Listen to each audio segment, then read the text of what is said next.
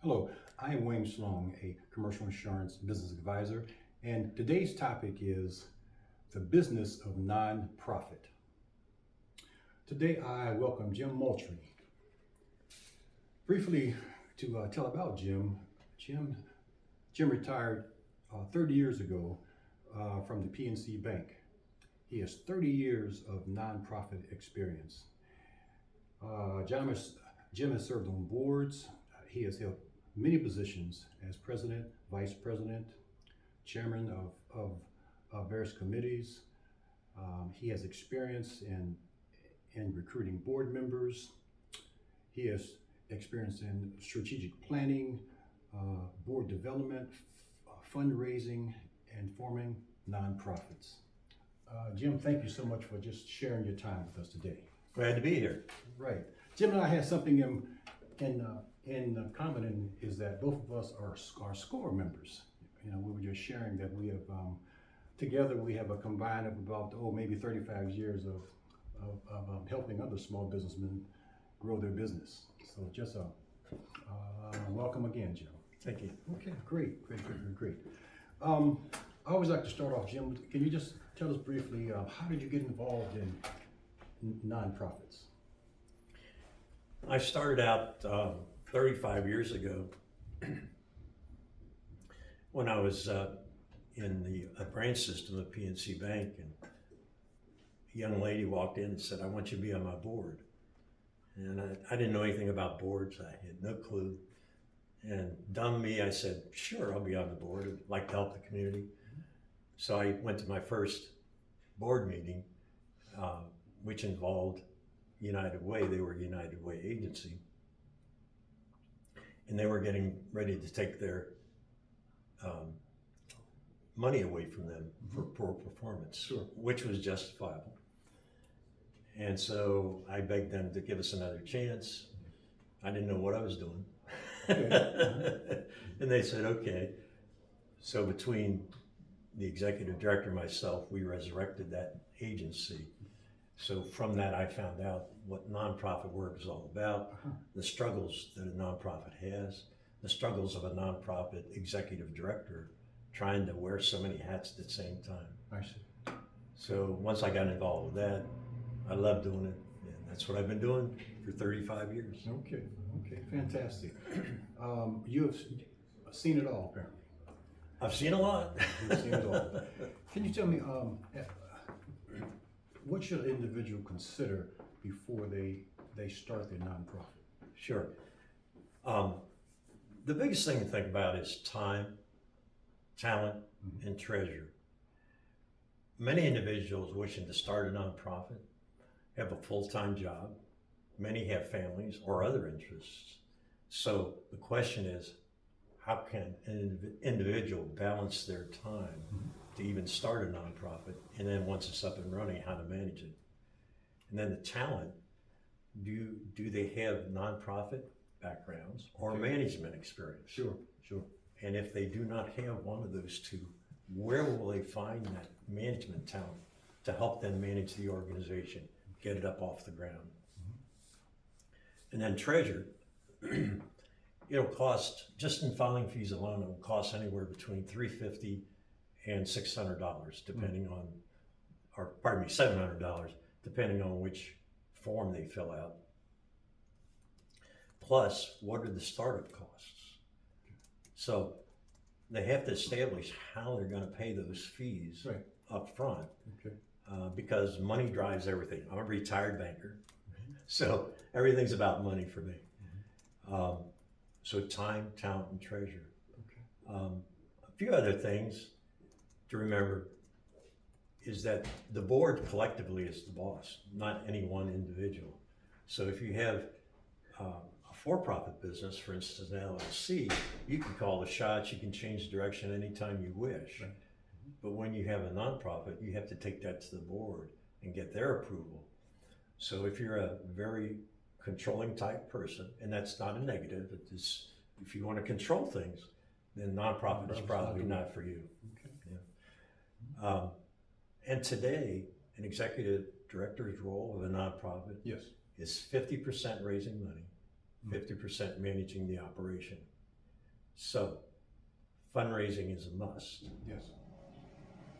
And if you're not into that, willing to go out and help people, Right. ask people for money, then probably it's not for you. It's just not your cup of tea. Okay. Um, You know, the two things I think about here as you were talking, one, I think about the importance of a board. Okay, and I think about, you know, through being involved in SCORE and business management, the importance of a business plan. Okay, so which of those topics would I just speak about first? Well, a business plan is really not a legal requirement to form a nonprofit, Oh, it's not. but Okay. but it's really smart to do Mhm. because it provides the data for you that when you go out and talk to people about money, Yes. that you have the answers that they'll be asking you. Okay. And it provides a roadmap for you.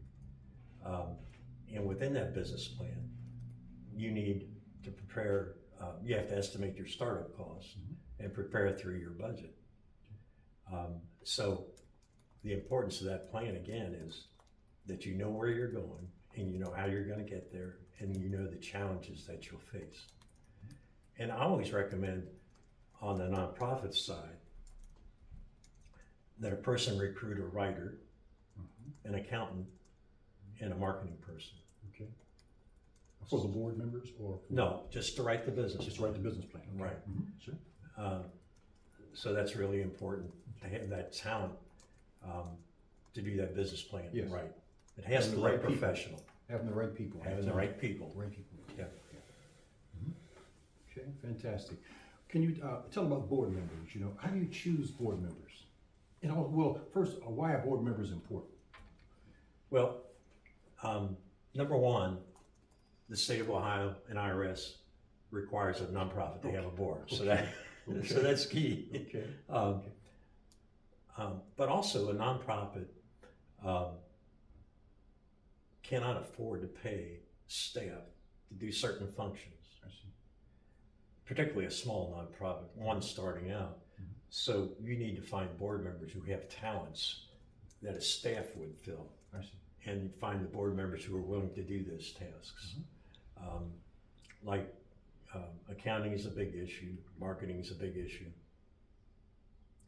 Many people ask me how many board members I should have on my board, and that's always an unknown number. You have to look at the organization, what the tasks of the organization are, and then put them into a small pot, create a job description, and then go out and seek that board member to fill that particular role. So once again, finding the right people. Critical. You know, as you speak, I think board members, being in the commercial insurance business, I think about the liability exposures that a board member has. So many people don't understand it. As a board member, you could be held liable for the actions that are taken if they're outside the norm. There's something called the Volunteer Act of 1998. The Volunteer Act of 1998 says that no unpaid volunteer of a nonprofit can be sued. But people sue people every day. But So it's wise to have what's called director's liability insurance. Yes. And that protects the board members from their personal assets being attached if the nonprofit did not have the money to pay that. Sure. Yeah, I know many board members, they will not even join unless they do have that director's officer's liability protection. Right. And the offset to that is if you're a small organization starting out, right? Yes. You're not going to have any money, even for insurance. Right. So the Volunteer Act of 1998 would be a good selling point. Okay. So if you said, no, I can't join if you don't have insurance, Right. then my comeback to you would be, well, we had the Volunteer Act of 1998 that will protect you. Okay. You mentioned a critical part of fundraising, of nonprofit is fundraising. And you mentioned actually about 50% of the job is out finding corporations that will give to your organization. Right. Okay. Can you speak about just the whole fundraising point, the nonprofit preparing themselves to ask for money, basically?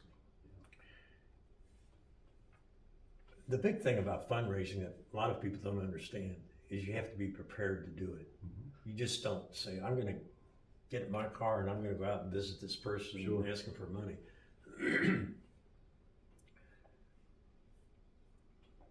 So I always recommend that you have to touch the heart script. And a touch the heart script is nothing more than a one-page document that says what the mission is and why it's so important. And then what the programs are and how each program benefits the individual, changes the individual, and how that, and how that benefits the community. In fundraising, it's all about touching the heart. Touching the heart. And if you don't touch the heart, you just aren't going anywhere. Right. So, and the value of that script is you can use it one-on-one, you can use it with an audience, many uses for it. Okay. Right. And then you have to have a menu of needs. Because when you go out to ask people for money and they ask you, what are you going to use it for? And you say, well, I don't know. That's the wrong thing to be saying, right? Yes, it is. Totally. Who is going to give you money? You have to, once again, you have to know, you have to have those values, you have to have those goals. So the menu of needs is nothing more than just like a meal. Mm-hmm. The salad will cost so much, drinks will cost so much, Yes. the entree will cost so much, dessert will cost so much. So when you go out to a donor, you ask for the total meal, total cost of the meal. Yes. Total cost of the meal is $50. Oh, I can't give you that much money. That's not my budget. Mm-hmm. Well, how about paying for dessert? How about, so it's really necessary for you to look through your organization to say, what do we exactly need and what's the cost for that? So when I go out and talk to a donor, I can be very specific about how he or she can fund that particular item. Okay, outstanding. I know that with the, you may have already answered this, but for a for-profit business, they have various avenues of securing funding. What other avenues does a nonprofit have to secure financing? So for-profit usually is going to the bank and getting a loan, right? Mm-hmm. But nonprofits are not viewed as prime loan material in a bank. Okay. Having worked for a bank, I know that. Okay. So their avenues are limited to raising money, Okay, strictly raising money, whatever that's the way. whatever that looks like. Okay. Believe it or not, most funding in the United States over the last 10 years that I'm sure of, Mm-hmm. 72% comes from individuals. Only 16% comes from grants. Okay. And everybody's big about grants, and you should be applying for grants and so Yeah. on. But be realistic that grants is not the end all, because you could get a grant this year. What happens next year? Right. So the sources of income are varied, but it all involves raising that money. Yes. Some people have events. We see them all the time. Come to this event, that event. And then one thing that I always recommend people to do is have a coffee and cake social, Okay. where they invite people they know and they tell what the mission is, Okay. where they're at in that mission, where they'd like to be, and then what they need to get there, and get this input. So it's like a focus group, right? Yes. Yes. Getting input for sources of income or connections that you would not have ordinarily. Understanding. Well, that's all a form of marketing. Is that? Would you say that that's a form of marketing? You're a nonprofit. Finding When you're people. Mm-hmm. when you're doing marketing, Yes. you're raising money. Yes. When you're raising money, you're doing marketing. There you go. They're so closely tied together. Sure. Outstanding. What are some other areas that I haven't mentioned that you think are pertinent for our audience to understand about nonprofits? Well, I think it'd be good to talk about the legal steps Oh, necessary to form a nonprofit. okay. Cool. Attorneys will charge $5,000 or more to form a nonprofit. Mm-hmm. The forms are intimidating, but an individual can complete the forms and only pay the filing fees. Okay. It's simply a matter of filling out forms. And you always have SCORE to fall back on if you need help in filling out those forms. Sure. So the first step is to recruit 3 initial board members. And the 3 initial board members are usually family and friends, because you don't have that wide circle of friends that you can get the professionals. Yes. You should be looking for those, but initially, many nonprofits start with family or friends. But you don't want to keep it that way. You want to find board members who have specific talents. Yes. So your 3 initial board members. Once you do that, you have to file articles of incorporation with the state of Ohio. The state of Ohio creates your business entity, meaning a for-profit corporation, partnership, proprietorship, or nonprofit corporation. So when you file with the state of Ohio, the Secretary of State of Ohio, then your articles of incorporation should be based on a nonprofit corporation only. And then you have to create bylaws. And bylaws are simply how are we gonna operate, how are we gonna do things. Right. Sort of like an operating manual for business. Sure. And then obtain an employee identification number. And you can do that by telephone or online. And then the 2 forms that you use to actually get your tax exemption is with IRS. And they're 1023 and 1023 EZ. What's the difference between the 2 forms? The 1023 is a long form, about 15 pages. It costs $600 to file that, and it'll take you 3 to 6 months to get approval. The 1023 EZ is designed for an individual starting a nonprofit less than $50,000 per year for the first 3 years of existence. So under $50,000 for the first 3 years of their existence. And the cost of that is $250. Takes about 6 weeks to 2 to 3 months. Just depends on how fast IRS is working. Sure. And then the last step is to file with the Ohio Attorney General. The Ohio Attorney General wants to know who's raising money in the state of Ohio for charitable purposes. So that's a registration, no fee to register, but every year you have to file a return with the Ohio Attorney General, just like you do with IRS. I see. So those are the legal steps to become a nonprofit and be tax exempt. Okay. And lastly, is if someone does not comply to all of the steps here, what legally can happen to them, to their organization? I guess I'm not understanding that. Well, if someone just has a nonprofit where they do not follow the right steps, the IRS will come in, I'm sure, or there are other government agencies that will come in, and you know, is a prosecution? What can happen? What bad things can happen, basically? IRS is the big player, right? So IRS requires you to file an annual return. And if you don't file that return for 3 consecutive years, they'll take your nonprofit status away from you. Okay, that's your articles of incorporation have to be renewed every 5 years, and the state will send a reminder out to the statutory agent. But if it doesn't get filed, then they'll take you off the nonprofit status. I see. And what you'll have to do then is reapply, go through the whole process again, pay filing fees again. Okay. All that, yes. Yeah.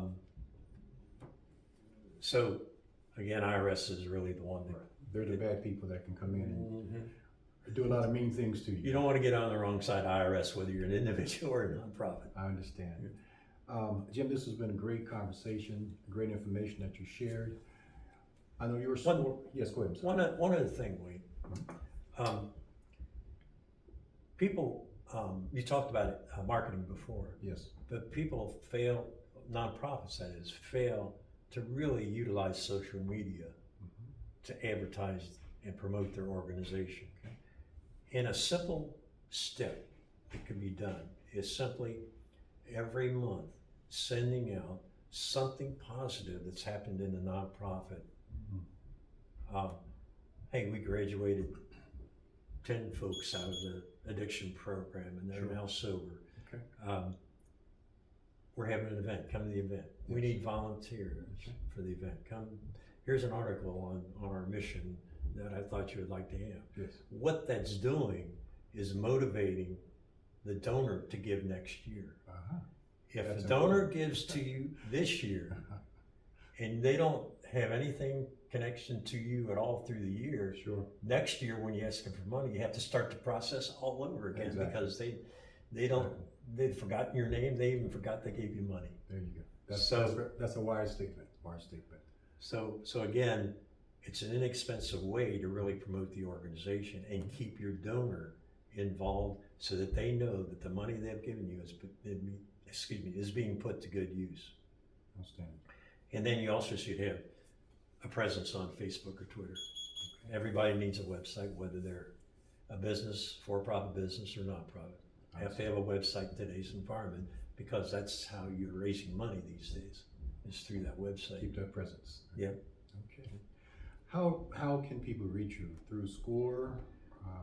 Simply- Yes. Yeah, simply visiting the SCORE website, SCORE's Greater Cincinnati SCORE website, and filling out a request for our assistance, and just request myself as your mentor. Sure. And we have other mentors available to you also. All right, great. And once again, I can be reached at Wayne Sloan ia@gmail.com or phone number 513-353-8555. Thank you so much, Jim. Good to be here. All right.